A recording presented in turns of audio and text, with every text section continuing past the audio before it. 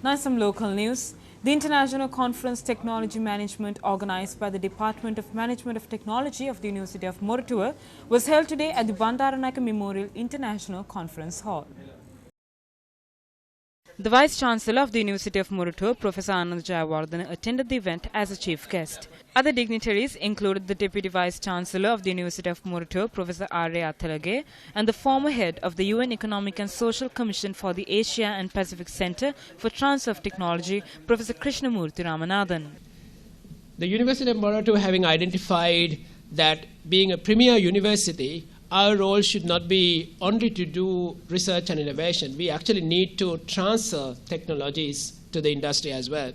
And we identified that if University of Moratuwa cannot transfer technologies to industry, I don't think there is any other institution except some R&D institutions who will actually take that effort to transfer these technologies.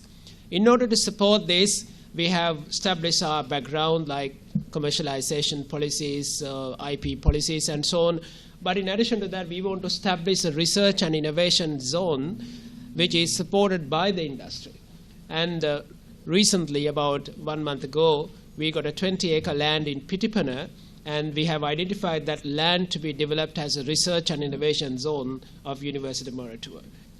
Now, if you look at the way knowledge is accessed, there are many brilliant researchers, writers, consultants who have identified that knowledge is accessed mainly through 5 approaches.